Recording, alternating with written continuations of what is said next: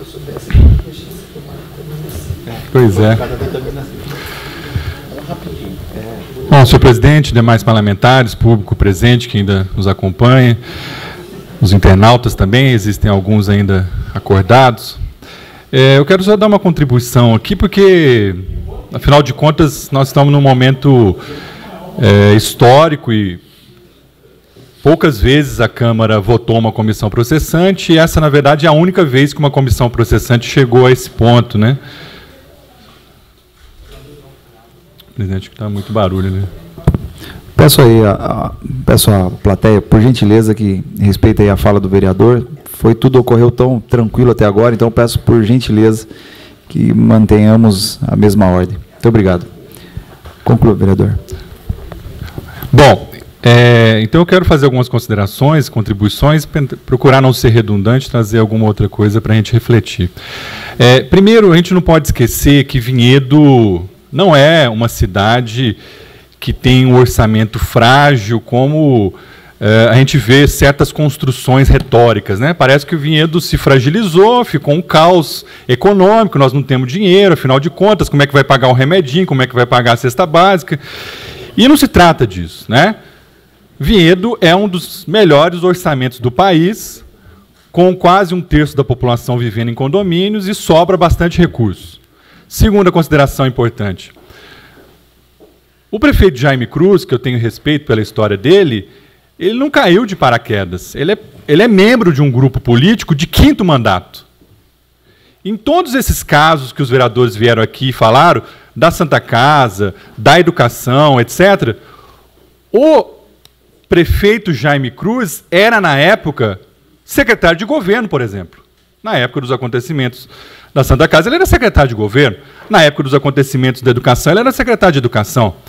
Ele faz parte de um grupo político há mais de 2 décadas, né? É bastante tempo operando a gestão pública e participando dessas decisões. Então, não dá para a gente falar que o prefeito caiu desavisado, coitado, pegou um outro governo que não tinha nada a ver com ele. Não tem nada disso, né? Muito pelo contrário. E eu vejo, portanto, uma tentativa de mostrar que tudo o que aconteceu foi por conta dos outros, né? O inferno são os outros, diria Sartre. E não tem nada disso, né? As consequências do que ocorreu foi do grupo político do prefeito Jaime Cruz e muito do que ocorreu por conta de decisões que ele próprio tomou. Veja, quando ele resolve contratar os shows da Festa da Uva, que não é o que acabou com as finanças, mas simbolicamente é muito importante, e é por isso que o Ministério Público de Contas aponta isso de forma incisiva, ele achou que isso era bom para ele politicamente. Eu lembro, na época, que fizeram pesquisas na cidade, gente do grupo político do prefeito falava, prefeito, isso é errado. E ele optou em ouvir um outro lado do grupo político e contratou os shows. Então, ele tem que pagar as consequências disso.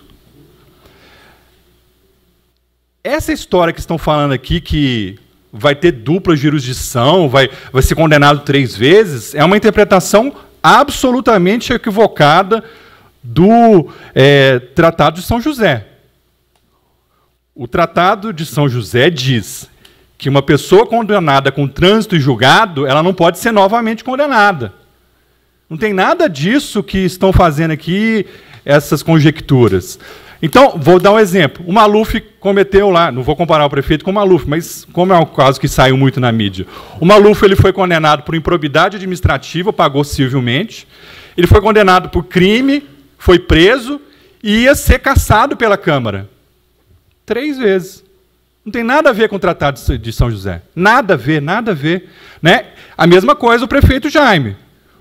Vamos supor que nem é o caso que nós estamos debatendo aqui, o caso da merenda. Ele está respondendo civilmente, criminalmente, e a Câmara pode julgar. Por que não pode?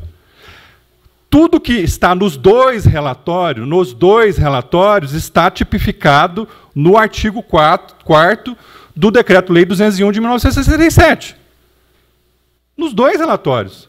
É só pegar o Decreto-Lei 201, ver qual é a tipificação do artigo 4º e ler os 2 relatórios. Os 2 relatórios encaminham, na minha opinião, né, para um raciocínio, que é o prefeito cometeu improbidades administrativas. Eu vou aqui enumerar rapidamente para a gente relembrar, né, porque não foram poucas coisas. Remanejamento sem autorização da Câmara. Foi esse o único item que caçou uma presidente da República, né, as chamadas pedaladas fiscais. Foi um item. Nós estamos tratando de 12 itens. Tá certo? Por si só, remanejamentos de verbas, ou assim chamadas pedaladas fiscais, podem levar um agente público a ser cassado. Existe proporcionalidade para isso? Eu acho que não. O problema é que os mesmos que achavam que a Dilma tinha que ser cassada, vêm aqui e falam outra coisa. Como esses movimentos que a gente vê aí pela internet ou pelas ruas da cidade, que falam da questão nacional, mas aqui na questão local ficam pianinhos, né? E pior, né? Às vezes participam de certas coisas que essa hora da madrugada não convém falar.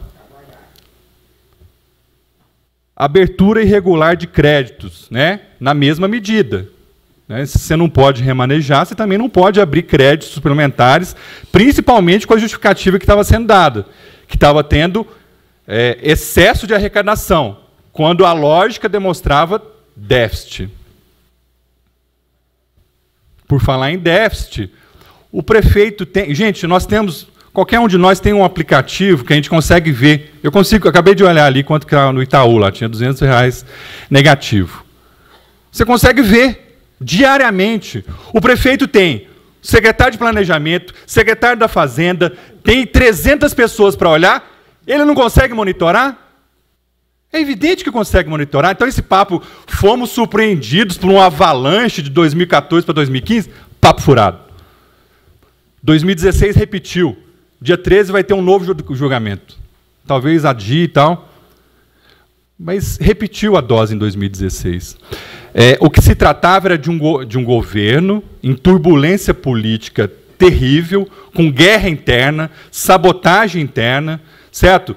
Coisas que eu acho que, inclusive, não são culpas do prefeito Jaime. Ele herdou uma herança maldita, acho que herdou, né? Não tem problema em reconhecer isso, mas ele herdou coisas positivas e coisas negativas.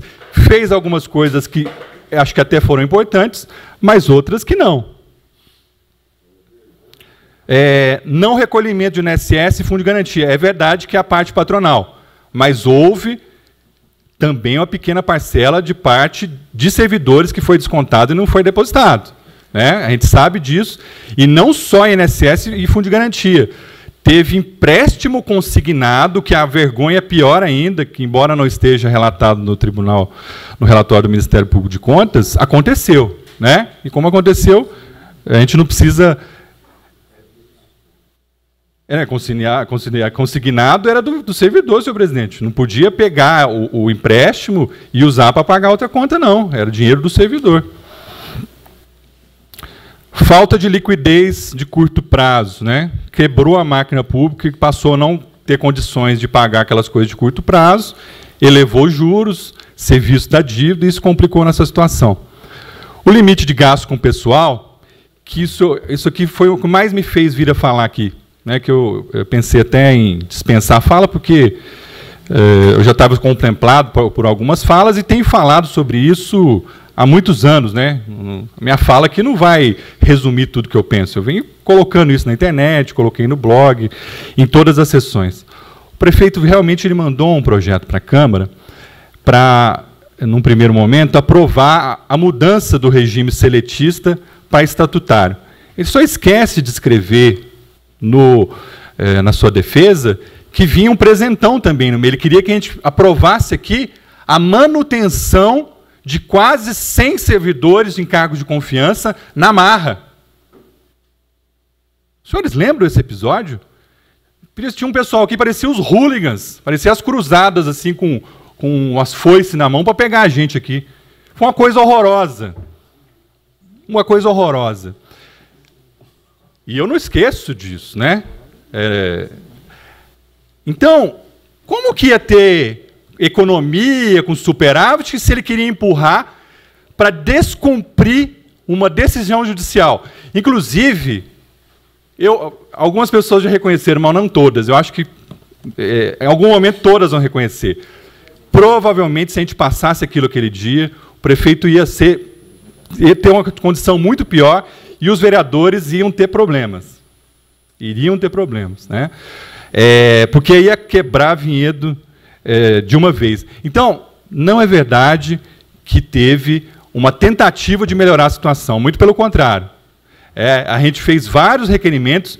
2015 eu estava aqui como vereador, 2016 eu estava como vereador, peguei os requerimentos que a gente solicitou. Então, tá, onde que foi a economia? Ah, não, nós deixamos de dar o aumento, nós cortamos o não sei o que do carro. Gente, isso não fez o grande efeito, sabe? A dívida ela explodiu, né? São quase 100 milhões de reais. Vinhedo não tinha dívida, tá certo? Não é tudo culpa do prefeito Jaime, não é tudo do prefeito, mas é culpa do grupo político do prefeito Jaime. Isso com certeza, né? Alguns que estão e outros que saíram do governo. Isso eu não tenho dúvida nenhuma. Então é preciso colocar as coisas no seu devido lugar. O agente público ele tem que respeitar uma máxima, né, do direito público, que o agente privado pode fazer tudo que a lei não proíbe. Posso fazer, né? Na vida privada a gente pode fazer tudo que a lei não proíbe. Agora, no espaço público, o agente público só pode fazer aquilo que a lei autoriza. E o prefeito Jaime fez um monte de coisa que a lei não autoriza, né? São 3 itens relatados pelo Tribunal de Contas. E aqui eu vou finalmente refutar o último dos argumentos colocado aqui pelos vereadores que me antecederam, que eu respeito, mas discordo profundamente. Qual foi o passo para a gente chegar até aqui? Auditores fiscais estiveram na cidade e deram relatórios negativos. Esses auditores fiscais mandaram, eu acompanhei, só ler todo o procedimento lá, mandaram para a Regional de Campinas. Lá na Regional de Campinas, negativaram. Mandaram para São Paulo, para o Tribunal de Contas. O jurídico deu contra. Os outros auditores lá do Tribunal de Contas deu contra. Foi para o Ministério Público de Contas, negativou, rejeitou as contas do prefeito. E depois foi para uma turma do Tribunal de Contas que, por unanimidade, rejeitaram as contas do prefeito. Então, nós não estamos falando de uma esfera, são todas as esferas. Não tem um item, não tem um servidor do Tribunal de Contas que falou assim, olha, não é bem assim, vamos relevar, porque aconteceu isso com os prefeitos anteriores. Algumas coisas, eu não vou ficar aqui defendendo o Tribunal de Contas, que realmente eu não acho que o Tribunal de Contas é o melhor espaço, tem gente problemática lá também. Metade do Tribunal de Contas do Rio de Janeiro está na cana, está preso, né? Um dos conselheiros que julgaram as contas aqui de Vinhedo, em anos anteriores, que o pessoal soltava rojão, que foi aprovado, é um conselheiro que não foi preso, mas foi quase, né? Que está no escândalo dos trens, né? Por desvio de recursos. Então, assim, não é santificar ninguém, né? Nem falar que são os melhores espaços do mundo. Agora, não teve ninguém lá que apontou uma coisa que fosse relativizada.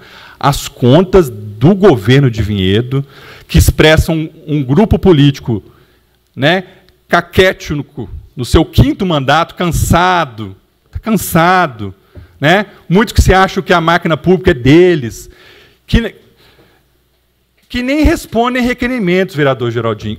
Se a gente pegar o Decreto-Lei 201 de 67, fala lá que o prefeito que deixar de responder as informações para a Câmara, só isso pode ser cassado.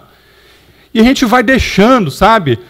E no governo tem gente que faz isso. Eles tiram sarro da gente e não respondem os requerimentos básicos. E só isso, repito, poderia levar a uma cassação de um prefeito municipal. Então,